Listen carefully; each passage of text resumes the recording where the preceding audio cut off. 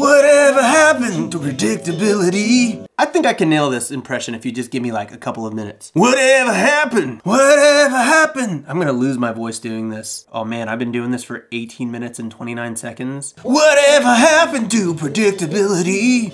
The milkman, the paperboy, and evening TV. Worth it. Everywhere you go,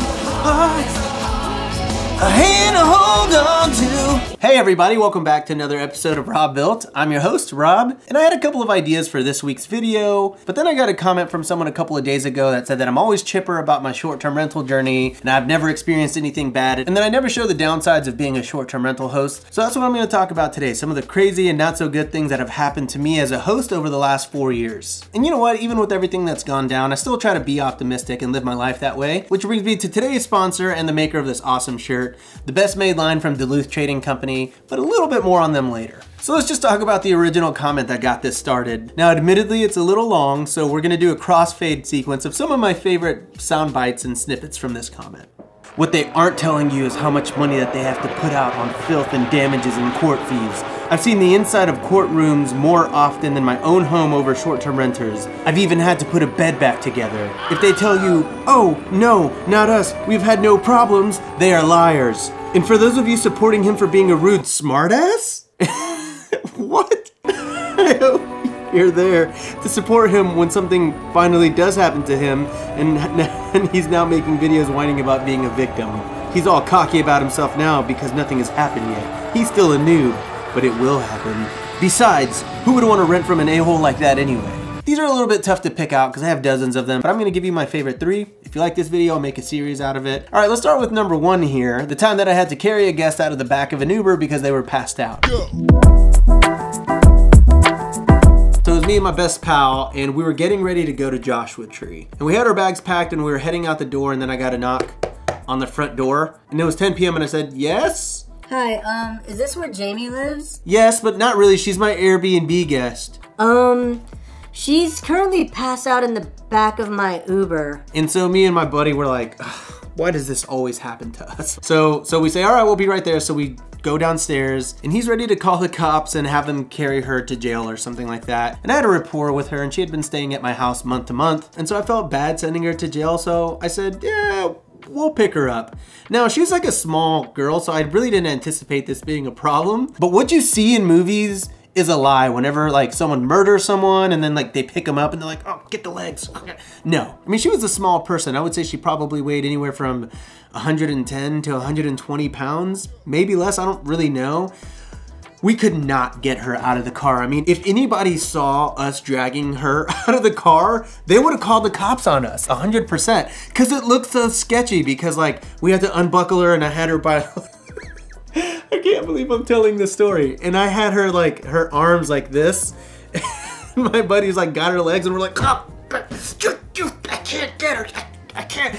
And so we're just like tumbling to just like get her over to my sidewalk, like 10 feet. The problem is to actually get to my tiny house that she was staying in, you have to go up one set of stairs. So once we actually got there, it got significantly harder. I mean, significantly harder. And it was like, I was legitimately scared because it's totally that type of scenario in a movie where you're trying to do something good and you're like carrying someone and then they just like fall out of your arms and hit their head and die. Like that's how I felt this entire time. And I'm like, why am I putting myself in this situation? Like this is not gonna end well. Well, needless to say, after about 15 minutes of like, all right, put her leg down there and pick it up.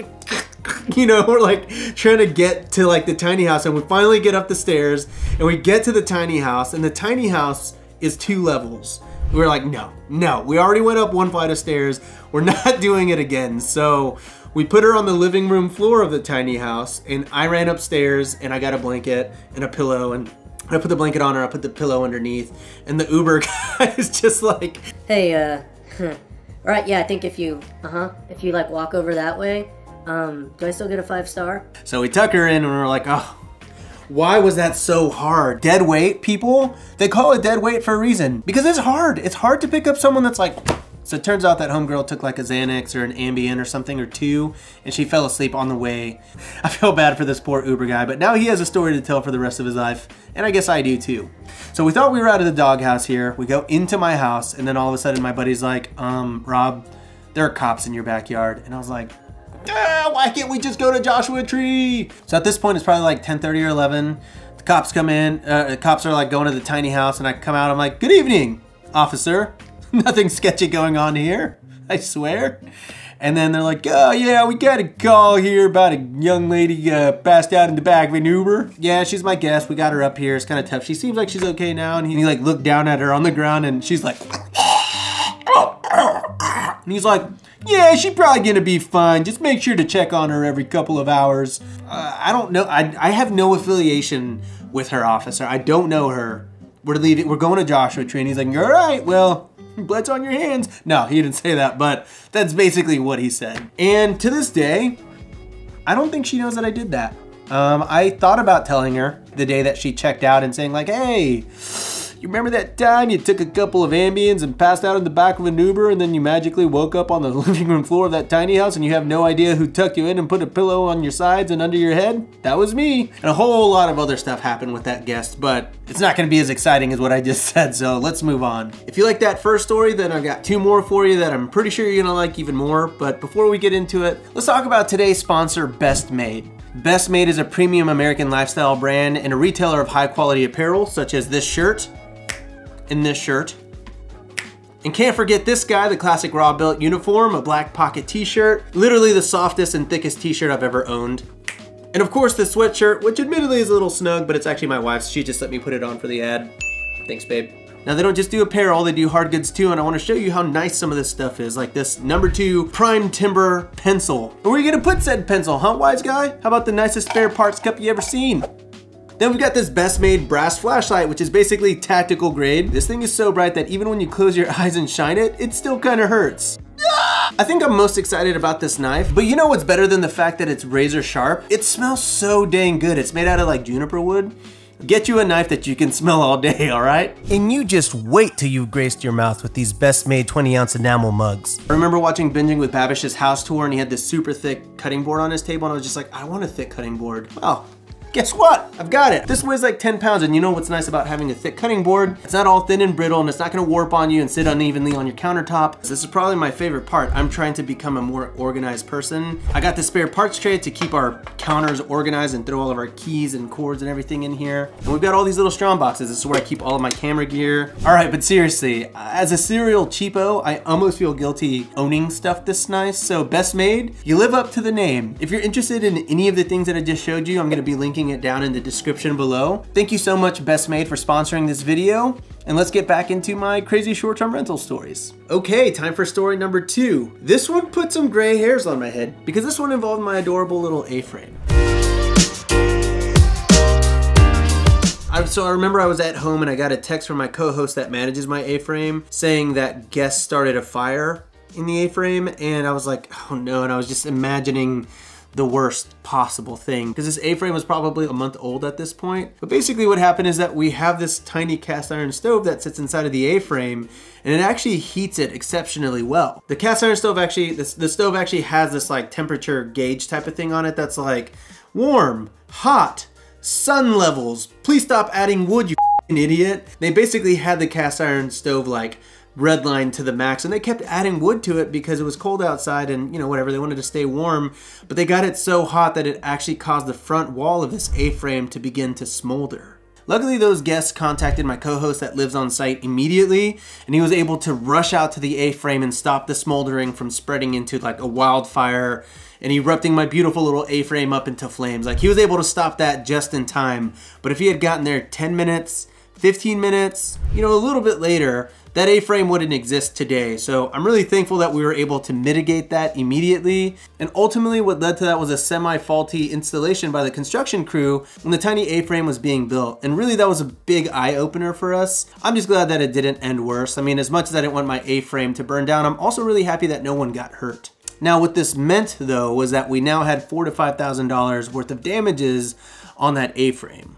Not only was our A-frame out of commission, but we also had to cancel on all of the guests for the next 2 or 3 weeks, so it was a really big pain in the butt for us. Here's how it ultimately netted out for us though. We reported the incident to Airbnb. Airbnb asked for a quote to repair it from a contractor, so we actually contacted the contractor that built the tiny A-frame, and he owned up to it, and he sent his guys out to repair it. So he sent me an invoice for it. I submitted that to Airbnb, and then within 24 hours of that, they cut me a check for $4,000 to $5,000. I can't remember off the top of my head, but we'll call it 4,500 bucks. So it all worked out in the end, but in the heat of things, pun intended, this all happened in like 15, 20 minutes of getting the phone call, hey, it's on fire. Co-host comes out, puts it out, and we're all like, oh my God, what are we gonna do? You know, that whole pandemonium was over within 15 to 20 minutes. It was really the aftermath of all of that was such a pain for us, but we made it through all right because we stay optimistic. Which, you know, was on my other shirt before I changed into this one, but I changed into it for the ad. Doesn't matter. So that's the time that my guests got overzealous with their fire, and a semi-faulty installation added on to the danger of them doing that, and my A-frame almost burned down. Whew, I'm glad that's over. You ready for the last one? It's pretty good. I saved it into the end because it makes me giggle. All right, hope you're liking these so far. If you do, maybe hit the like button. Don't be so stingy, Carl. It's free. It costs you nothing but maybe just a simple movement of your finger. Unrelated, I ate a toaster strudel the other day. It really doesn't hold up. I thought it was gonna taste a lot better than it did. It tasted like complete garbage. So just a small update on my life as a 31-year-old. All right, story number 3. I'm gonna try to keep this one short, but it's kind of a long story, so go with me on this, all right? All right, so this is on my first year of hosting. I remember I had 2 guests. It was a mom and her daughter, and they're in LA because they were going to tour Pepperdine or something like that. And it was all good. They checked in, they sent me a message, hey, we love the place, it's so great. And I was like, awesome. 2 hours later, she calls me and she says, hey, the key's not working. Now, this is a 500-unit apartment complex, and a lot of those buildings are identical to each other, and so a lot of the times I would have guests that would call me and say, hey, I can't get in, and then I would say, well, are you in the right building? And 99.99% of the time, they were at the wrong building, except this time. So it's still unclear what happened, but basically the metal in the lock was bent, and so a key would no longer go in there. So I have 2 theories on this. I think someone was in the wrong building trying to get into my apartment, and they put their key in and twisted it too hard and bent my lock. Or someone just came and vandalized my door by putting like a screwdriver in there and bending the metal. I don't really know. Well, she was right, the lock was busted. So this was at about 11 p.m. And you know, they had like a long trip, they wanted to get inside, and she was super angry and she's like, hey, like, what the heck, I can't get in. I was like, all right, well, I have to call the apartment complex and see if I can, you know, get the security guy to like come out with a different key.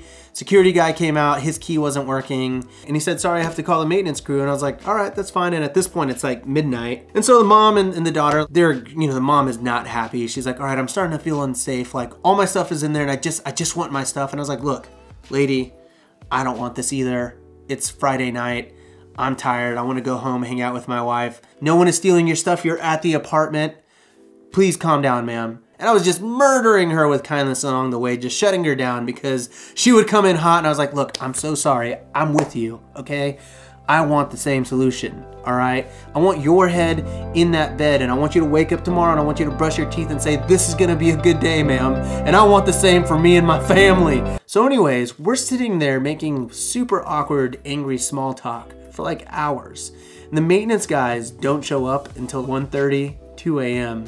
So what happens next is where it really starts to get out of hand. So they were hammered. They were a scale of 1 to 10, a 9, maybe a 10. And turns out that all the maintenance guys, there's 4 of them. They all know each other. They're all really good friends. And they all went to the same wedding.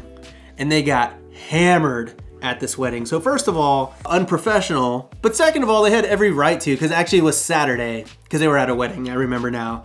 And I felt so bad. They get to the door and they're like, hey, what's going on? And I'm like, the door's not working. And he's like, I got you. I got you. All right, man, like anything you can do, we'll be right back, okay? We'll be right back. And so they like start walking away and then Karen comes up, they are hammered. Okay, I just want you to remember that I am just a resident of this apartment complex. I'm not the owner of it. I don't employ those men. And she's like, that is just so unprofessional that they would just show up here completely plastered out of their minds. They didn't have a country accent, but that's how I remember it. So these guys disappear for like an hour. Seriously, an hour. And this lady's just so angry and so on edge. And I'm like, look, if you want to go get a hotel, you know, we can do that. No, I'm not leaving my stuff. And I was like, all right. You can hang out here. So finally they come back with this drill and this like giant drill bit, and they're gonna just drill a hole through the lock. This is your grand plan? A drill? You're just gonna drill a hole through the lock? And so the guy was like, I got you. Just go. All right, that's fine. So this guy is like super drunk, and the guys are the Peanuts gallery. They're just like watching, and he's just like, drilling, and he's like scratching like my door and like leaving scratches everywhere, and he keeps like falling and then literally like one time he was just like, and he falls on the ground. And Karen just stopped being angry at this point because it's 3 a.m. and it is mildly entertaining if you just understand the gravity of the situation. I'm relatively handy myself, so I was trying to give him guidance. I was like, look, you got to push from the back. And he kept saying like, exactly.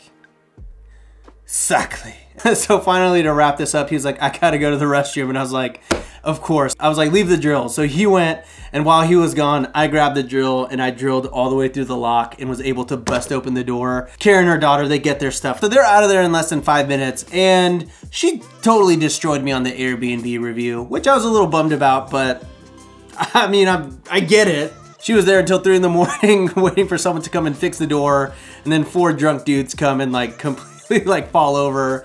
It was one big circus, but all to say, that probably, I mean, that whole night to me was just surreal. I wanted to be mad, I wanted to be frustrated, I wanted to be stressed, but honestly, I felt like I was watching it happen, you know? I was living in it, but I felt like my ghost was like hovering above just watching it all happen. That's how surreal it was. That's what it felt like to me.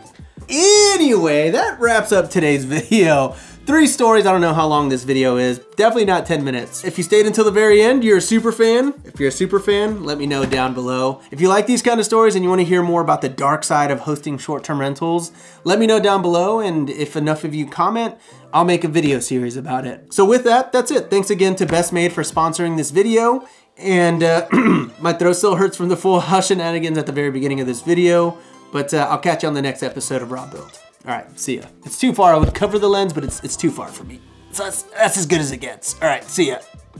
No, that is not the intro. I'm gonna give you a better take than that. Waiting just around the bend.